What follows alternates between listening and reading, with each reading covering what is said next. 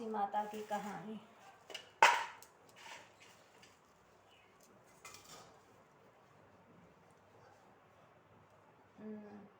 तुलसी जी की तुलसी जी की कथा। इस धरती पर तुलसी का अवतरण किस प्रकार हुआ, इस संदर्भ में ब्रह्मावर्त पुराण में निम्नलिखित कथा मिलती। भगवान श्री कृष्ण ने गोलोक धाम में तुलसी नामक एक गोपी थी। यह भगवान श्री कृष्ण की अत्यंत प्रिय थी। एक बार उन्हें मृत्यु लोक में जाने का पृथ्वी पर जन्म लेने का श्राप प्राप्त हुआ, जिसके कारण वह भारतवर्ष में राजा धर्मध्वज की पुत्री के रूप में उत्पन्न हुई। उनका जन्म कार्तिक मास की पूर्णिमा तिथि में हुआ। शुक्रवार था। वहाँ भी उनका नाम तुलसी ही रखा गया।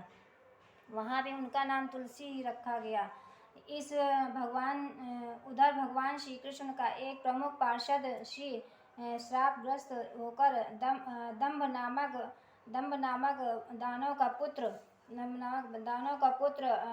बनकर उत्पन्न हुआ। उसका नाम शंखचूर्ण रखा गया। वयस्क होने पर तुलसी और शंखचूर्ण दोनों ही भगवान श्री कृष्ण के परम भक्त हुए। इस शंखचूर्ण का विवाह तुलसी के साथ हुआ और फिर वह दोनों दाम्पत्य जीवन व्यतीत करने लगे।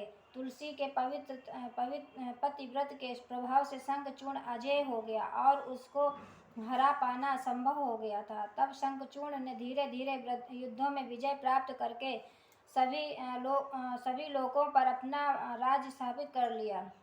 उधर देवता लोग भी पराजित होकर अपने अधिकारों से वंचित हो गए। तब सभी देवता लोग परमपिता ब्रह्मा और परमेश्वर शंकर के साथ में भगवान विष्णु की शरण में पहुँचे। तब भगवान विष्णु ने कहा, तुलसी और शंखचूर्ण दोनों ही पूर्व जन्म में श्रापग्रस्त हुए थे। अतः अब उन दोनों को ही मुक्ति का समय आ गया है। अतः अब वह दोनों मुक्ति प्राप्त करके मेरे श्री कृष्ण के गोलोक धाम को जाएंगे। शंखचूर्ण तुलसी के व्रत के प्रभाव से अजेय हुआ, अतः मैं तुलसी के व्रत को खंडित कर दूंगा। तब शंखचूर्ण को पराजित कर पाना संभव हो सकेगा। तब भगवान विष्णु ने भेष बदलकर तुलसी के व्रत को भंग कर दिया। इससे शंखचूर्ण की अजेयता समाप्त हो गई और भगवान शंकर ने उसका वध कर दिया। जब तुलसी को इस तथ्य की जानकारी हुई तो उसने भगवान विष्णु को श्राप देते हुए कहा, हे नाथ, शंखचूर्ण तो आपका भक्त था, फिर भी आपने उसके वध के लिए यह सारा आयोजन किया।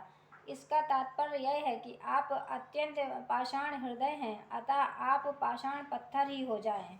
उनको श्राप दे दिया। तब भगवान विष्णु ने उस श्राप को स्वीकार करते हुए कहा, हे देवी, शंखचूर्ण अपने दानव शरीर को त्याग कर मेरे गोलोक धाम को ही गया है। अब आप भी इस प्रकार को त्याग कर गोलोक धाम को जाएं।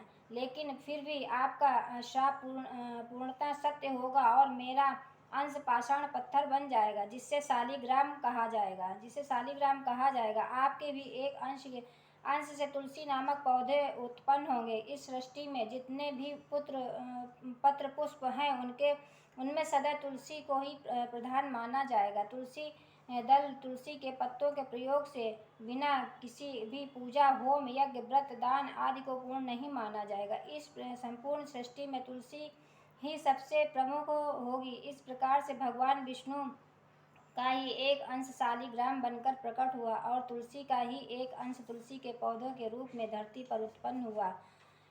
हमारे भारत के विभिन्न स्थानों पर कार्तिक मास की शुक्ल पक्ष की द्वादशी तिथि को भगवान शालिग्राम और माता तुलसी के विवाह का आयोजन किया जाता है। इस परंपरा के माध्यम से यह संदेश दिया जाता है कि इस सृष्टि के कण कण में भगवान व्याप्त हैं, अतः जहाँ भी भगवान है कर ली जाए, वहीं पर भगवान प्रकट हो जाते हैं।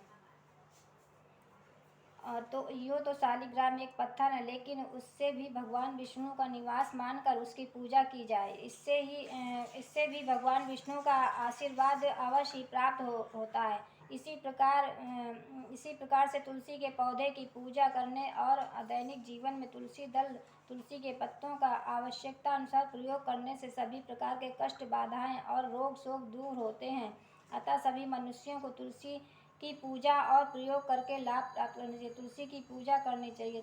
जय तुलसी महारानी। कथा समाप्त हुई। जय तुलसा माता, जय तुलसा मैया, जय तुलसा महारानी। अब आरती करने।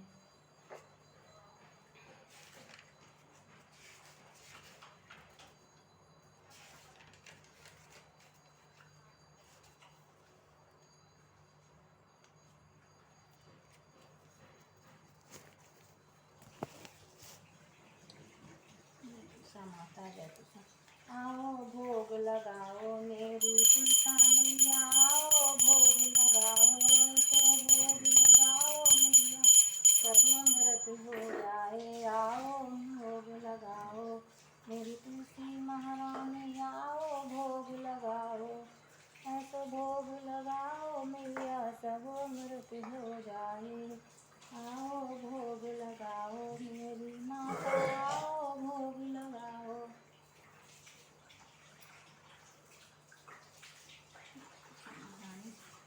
माचिस कहाँ रखा? नमो नमो तुलसा महारानी हर की पटरानी, नमो नमो।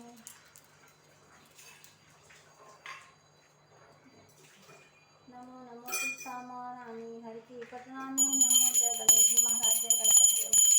नमो नमो तुलसा महारानी, नमो नमो तुलसी महारानी, नमो नमो हर की पटरानी। धन तुलसी पूरन तप कीनो, बनी शालिग्राम पटरानी। जाके पत्र मंजरी कोमल, श्रीपति चरण चरण कमल लपटानी। धूप दीप नैवेद्य आरती, पुष्पन की वर्षा वर्षानी। जय नमो नमो तुलसी महारानी। 56 भोग 3600 व्यंजन, तुलसी बिन हरि एक न मानी। नमो नमो तुलसी महारानी हर की पटरानी, नमो नमो।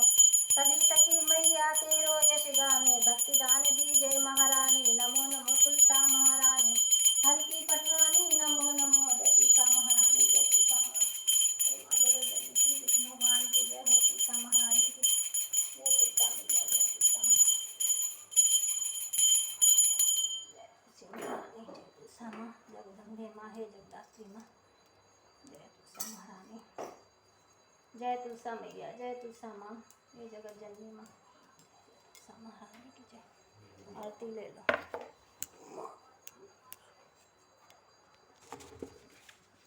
इस तरह से तुलसी जी की पूजा करनी चाहिए।